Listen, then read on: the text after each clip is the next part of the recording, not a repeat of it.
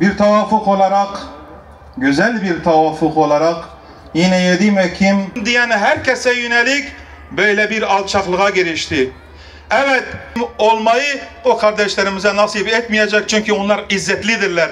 Onlar hiçbir zaman bize dost olmayacaktır. Allah-u Teala bizi bu konuyla ilgili internette bir Müslümanın, bir mücahidin davalarını bütün zalimlerin zulmüne inat Tekbir! Tekbir! Tekbir! Euzu billahi mineşşeytanirracim. Bismillahirrahmanirrahim. Yasin vel Kur'anil Hakim inneke leminel murselin ala sıratin müstakimin tenzilel azizir rahim litunzira kavmen ma unzira abâuhum لتنذر قوما ما أنذر آباؤهم فهم غافلون لقد حق القول على أكثرهم فهم لا يؤمنون إنا جعلنا في أعناقهم أغلالا فهي إلى الأذقان فهم مقمحون بسم الله الرحمن الرحيم الحمد لله رب العالمين الصلاة والسلام على رسولنا محمد وعلى آله وصحبه ecmaîn. Kıymetli kardeşlerim, değerli bacılarım, öncelikle hepinizi Yüce Allah'ın selamıyla selamlıyorum. Esselamu Aleyküm ve Rahmetullahi ve Berekatuhu. Evet, kıymetli kardeşler, bir 6-8 Ekim katliamının yapıldığı zamana yine denk geldik. Bu vesileyle bir araya geldik. Aynı zamanda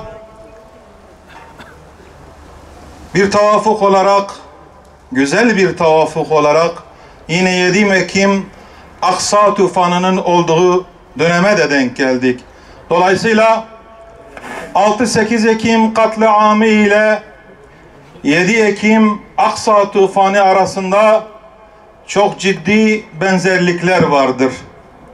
Bu nedenle bugün şehitlerimizin hayatından ziyade bu katliam ve vahşetin neden yapıldığı ve sonuçları üzerinde birkaç kelam etmek isterim. 6-8 Ekim katliamı olmadan önce, hatta ondan çok önceleri İslam düşmanı olan bu mürted örgüt her seferinde Müslüman mazlum halka karşı katliamlara girişmiş, alçakça cinayetler işlemiştir. Bugüne kadar yaptıkları ilk değildi. Geçmişte de bu vahşetleri, bu katliamları yapmıştı. Peki neden ve niçin yapmıştı? Ne zaman ki bu coğrafyada İslam'ın sesi yükseldi, Müslümanların nefesi yükseldi, Müslümanlar bir araya gelince İslam'ın sesini cadde cadde, sokak sokak, ev ev, belde belde, köylere, şehirlere ulaştırmaya başlayınca İslam düşmanları bu bir avuç Müslümanı kendine tehdit olarak gördü. Her türlü fitne, provokasyon ve buna yönelik algı operasyonları yaparak Müslümanları kirletmeye çalışmıştır. Geçmişte de böyle oldu. Dün de böyleydi. Bugün de böyledir. Bundan sonra da böyle olacaktır. Çünkü bunlar atalarından bunu öğrenmişlerdir. ve hak batıl mücadelesinde bu sürekli olarak devam edecektir. Tıpkı Aksa tufanı olduğu zaman, Aksa tufanı neden oldu? İzzettin el-Kassam tugayları, Hamas mücahitleri Gazze'de İslam'ın sesini yükseltip onlara karşı ciddi bir mücadeleye girince tarihten beri yapmış oldukları zulüm ve vahşetlerine, katliamlarına bir cevap olarak mücahitler bir cevap verdi. Bu nedenle Müslümanlara yönelik bir katliam ve vahşete imza attılar. Tıpkı 6-8 Ekim olaylarında olduğu gibi.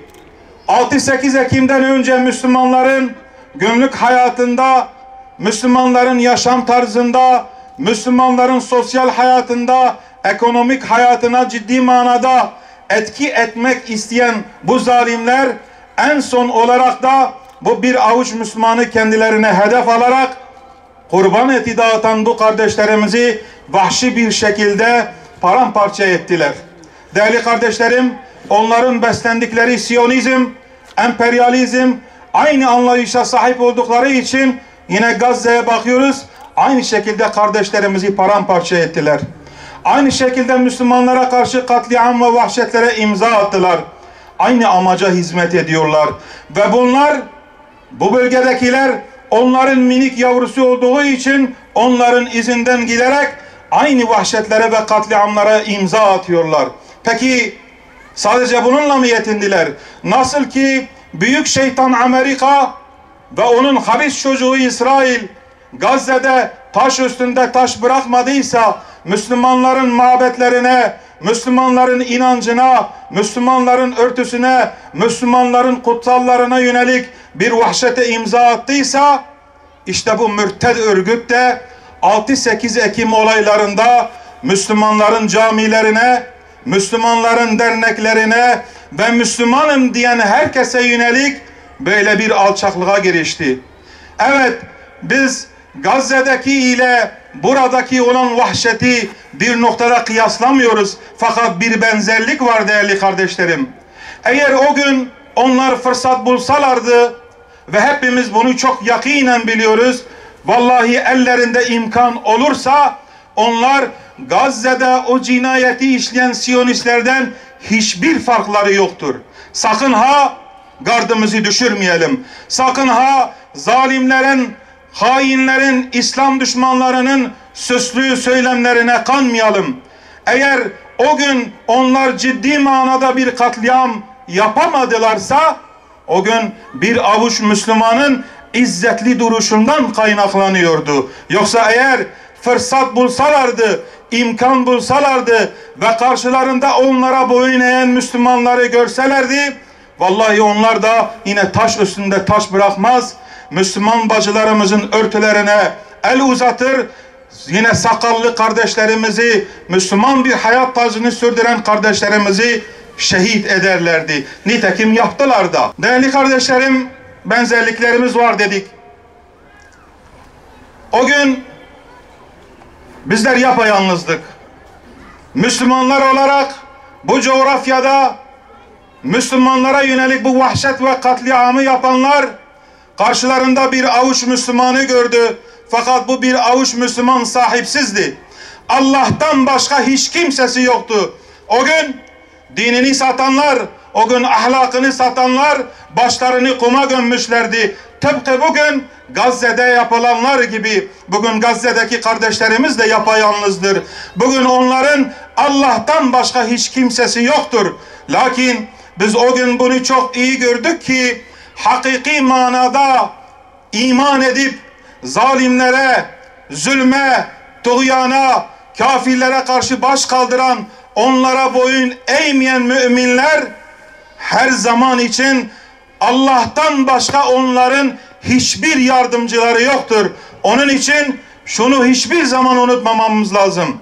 Birleşmiş Milletler'miş, Avrupa İnsan Hakları'ymış, onların bize lütfettiği, bahşettiği veya süslü sofralarda sunduğu bütün o argümanların canı cehenneme, çünkü onların hiçbirisi Müslümanlara işlemiyor. Ne diyordu daha geçen gün o Yahudi? insan hakları veya buna benzer bütün argümanlar sadece Yahudiler içindir. Evet, çocuk hakları Yahudilerin çocukları içindir. İnsan hakları Siyonistler içindir. Dolayısıyla da bu bölgede, bu coğrafyada onların izinden giden ve onların piyonluğunu yapanların süslü barış söylemleri hepsi tarihin çöplüğüne girecek. Çünkü onlar zulümde, çünkü onlar güçte zirveye ulaştıkları anda vallahi bütün söylemlerini ayakların altına alır ve Müslümanları katletmekte bir an bile olsa asla tereddüt etmeyeceklerdir. Onun için Müslümanlar da, onun için muvahhidler de, onun için Allah'ın dinini kuşanmış olanlar da buna göre hazırlığını yapmalı ve bu zalimlere karşı öfkelerini diri tutmaları gerekir. Çocuklarımızdan kızlarımıza kadar, yaşlılarımıza kadar bütün Müslümanlar bu azgın Siyonistlere karşı, onların uşaklarına karşı daima teyakkuzda olmaları gerekir. Evet, bugünün söylemiyle bizler belki çocuklarımızı kurbanlık koyun kestiği zaman bile o alana götürmüyor, psikolojileri bozulmasın diye bin bir türlü farklı yöntem deniyoruz. Ama şunu hiçbir zaman unutmamamız lazım değerli kardeşlerim. Vallahi İslam düşmanları, Siyonistler daha küçükken öfkeyle, daha küçükken İslam'a düşmanlık ile çocuklarını büyütüyorlar. Biz düşmanlıktan yana değiliz ama biz zillete, zalimlere asla boyun eğmedik. İşte bizim şehitlerimiz bunun en acı örnekleridir ve şahididirler. Onlar hiçbir şekilde zalimlere boyun eğmediler. Onları niçin şehit ettiler? Mesele bir sadece kurbanlık et meselesi midir? Hayır. Onlar biliyorlardı ki etin gireceği eve sevgiyle girecek bu insanlar, onlara ulaşacak, Allah'ın dinini anlatacak, Allah'ın kitabını o insanlara öğretecek. Öyleyse sermaye elden gidiyor. Sermaye elden gittiğinden dolayı işte hepsi o Müslümanların başına çullandı. Tıpkı bugün Hamas mücahitlerinin başına çullandıkları gibi. Niye dünya müstekbirleri, niye hain İslam yöneticileri bu Müslümanların başına üşüşmüş? Çünkü biliyorlar ki onlar İslam'ın izzetini temsil ediyor. Onlar mücadeleyi temsil ediyor. Onlar cihadı temsil ediyor. Onlar Allah'ın kitabında bahsettiği, övdüğü mümtaz şahsiyetler olduğunu biliyor. Koltuklarından korkuyorlar, efendilerinden korkuyorlar. Bundan dolayı da Müslümanlara karşı bütünüyle hak batıl mücadelesinde bütün bizden görükenler bile batıldan yana saf tutuyorlar. Ve bir avuç Müslüman sadece Allah'a güvendiklerinden dolayı bugüne kadar onlara teslim olmadılar. Rabbim onlara teslim olmayı o kardeşlerimize nasip etmeyecek. Çünkü onlar izzetlidirler. Onlar şereflidirler. Onlar Allah'a hakkıyla iman etmişler. Bakınız sadece tünellerde mücadele ediyor. Ellerindeki ufak silahlarla mücadele ediyor. Kime karşı? Yeryüzünün tüm müstekbirlerine karşı. Amerikalısı, İsraili, Almanı, Fransızı, İngiliz'i, Hintlisi, nerede hain varsa, hatta hain Arap yöneticileri hepsi birleşmiş bu kardeşlerimizi yok etmeye çalışıyorlar. Değerli kardeşlerim, o gün 6-8 Ekim olayları olduğunda o günün canlı şahitleri aramızda çoktur. Bir avuç Müslüman sokaklarda sadece Allah'ın dinini haykırıyordu. Ama o gün yeryüzü bütün genişliğine rağmen dar gelmişti. İşte bu azizlerimiz, onları hiçbir zaman unutmamamız lazım. Şehit Aytaşları hiçbir zaman unutmamamız lazım. Şehit Yasinleri, Hasanları, Hüseyinleri, Riyadları, Turanları, Cum'alileri unutmamamız lazım. Onlar bir bedel verdiler ve bu bedeller neticesinde bugün bizler bir araya gelebiliyoruz. Yan yana oturabiliyoruz, nefes alabiliyoruz. Yoksa Allah şahittir. Bu mürtet örgüt PKK fırsatını bulduğu anda asla ama asla geri adım atmayacak İslam düşmanlığından ve Müslümanları bulduğu yerde tıpkı Siyonistlerin yaptığı gibi vahşice saldıracaktır. Onların söylemleri, onların süslü lafları hepsi bir palavradan ibarettir. Bunu Müslümanlar olarak hayatımızda defalarca bunun şahitliğini yaptık. Buna şahit olduk. Bunu gördük. Bu noktada değerli kardeşlerim, şunu da özellikle söylemek gerekir. Hamas nasıl direniyor? Yaşayan birer Kur'an gibidirler maşallah. Hayatlarının her alanı öyle. Çocuğundan kadınına kadar. Değerli kardeşlerim, ihtiyarından bebeğine kadar. Bu insanlar Kur'an'la besleniyor. İşte bunlar bundan dolayı ayakta kalabiliyorlar. Bütün zorluklara rağmen, bütün sıkıntılara rağmen hasbunallah ve ni'mel vekil. Kardeşlerinin, evlatlarının şehadet haberleri gelmesine rağmen bir adım bile olsa geri adım atmıyorlar. Bakın bu insanlar acılarını yaşayacak zaman dahi bulamıyor. Çocuğu ölüyor, eşi ölüyor, babası ölüyor. Fakat bütün bunlara rağmen oturup da üzerinde saatlerce ağlayacak bir zamanı yok. Çünkü üst üste bombalar yağıyor. Düşmanımızı iyi tanımamız lazım. Siyonizmi iyi tanımamız lazım. Emperyalizmi iyi tanımamız lazım. Kendini yeryüzünün Rabbi ilan eden Trump'ı ve Amerika'yı iyi tanımak lazım. Onlardan medet bekleyen, ümit besleyen İslam ülkelerini de iyi bilmek lazım. Şunu hiçbir zaman unutmamak lazım. Bunlardan hiçbir zaman bize dost olmayacaktır. Allah-u Teala bizi bu konuyla ilgili defalarca uyarmıştır. Onlardan asla bize dost yok. Müslümanın dostu Müslümandır. Müslümandan başka bize dostluk gösteren yoktur. İşte şu anda yaşanılanlar, Gazze'de yaşanılanlar bunun en acı örneğidir. Bundan gerekli dersleri çıkartmamız lazım ve o Müslümanların inançlarının nasıl olduğunu özellikle geçen gün internette bir Müslümanın, bir mücahidin şehit kardeşinin üzerinde yapmış olduğu konuşma şahsen beni çok etkiledi. Ben de onun o konuşmasını sizlerle paylaşmak istiyorum. Kardeşi şehit olan Ebu Ömer ve yine diğer kardeşi Yasir'dir ismi. Yasin önceden şehit olmuş. Şehit Ömer'in başına gelmiş ve ona şöyle sesleniyordu. Ey Ebu Ömer, ey Ebu Ömer, vallahi 1 milyon insanımız ölse de biz asla teslim olmayacağız. Düşmanla asla pazarlık yapmayacağız. Bir karış toprağımızı bile onlara vermeyeceğiz. Kanının üzerine vasiyetimizdir ve kanın bizim vasiyetimizdir. Biz asla bu kana ihanet etmeyeceğiz. El-Emin olan Peygamber aleyhissalatu vesselama ilet. Şehit kardeşimiz Yasin'e ilet. Tüm ümmet bizi yüzüstü bıraktı.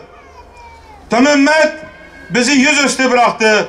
Biz ise onun yolunun üzerindeyiz ve asla geri dönmedik ve dönmeyeceğiz. Hepsi bizi tek başımıza bıraktı. Biz bu yoldan asla sapmayacağız ve teslim olmayacağız. Alçalmayacağız ve gevşemeyeceğiz. Vallahi tüm evlerimizi yıksalar da, vallahi hepimizi çoluk öldürseler de, vallahi biz bu yoldan ayrılmayacağız. Vallahi biz bu yoldan başka bir yola asla sapmayacağız. La ilahe illallah Muhammedun Resulullah hasbunallah ve ni'mel vekil ni'mel mevla ve ni'mel vesir. Allah'tan başka ilah yoktur. Bu söz üzerine yaşarız. Bu söz üzerine ölürüz ve bu söz için savaşırız. Ardından bu söz ile Allah'ın huzuruna çıkarız. Ey şehit Ebu Ömer, biz Allah'ın ayetini şiar edindik. Müminler içerisinde Allah'a verdikleri sözde duran nice erler var. İşte onlardan kimi sözünü yerine getirip o yolda canını verdi, yani şehit oldu. Kimi de şehitliği beklemektedir. Onlar hiçbir şekilde sözlerini değiştirmediler. Onlar hiçbir şekilde sözlerini değiştirmediler. Yüce Allah'a yemin olsun ki çocuklarımızın kanına, şehitlerimizin naaşına, evlerimizin yıkılmasına rağmen sabredeceğiz, metanet göstereceğiz. Bizi bozguna uğratacaklarını zannedenler halt etmiş. Bizi yüzüstü bırakanlar ise zillet içerisinde ve utanç içerisinde yaşayacaklar. Şehadetiniz kutlu olsun ey Ebu Ömer. El-Emin peygamberimize haber ver ki onunla Kevser'de buluşuncaya kadar sözümüzün üzerindeyiz. Korkakların gözüne uyku girmesin. Korkakların gözüne uyku girmesin ve zalimler için yaşasın cehennem. Ve işte onlar bu ahdin, bu imanın sahibidiler. Son olarak işte bizler de şehitlerimizin huzurundayız. Ya Rabbi sen şahit ol. Bizler de ahdimize sadıkız. Ya Rabbi şahit ol. Her ne olursa olsun onların mirasına asla ama asla ihanet etmeyeceğiz. Ya Rabbi sen şahit ol. Onların davalarını bütün zalimlerin zulmüne inat her yere ulaştırmanın gayreti içerisinde olacağız. Korkaklıkta ağır, ilerlemekte şeref var. İnsan korkaklıkla kaderden kurtulamaz. Allahu Teala bizi cesur olanlardan ve şehitlerin mirasına sahip çıkanlardan eylesin. Allah sizden razı olsun. Allah'a emanet olun. Esselamu Aleyküm ve Rahmetullah. Rabbim hocamızdan razı olsun.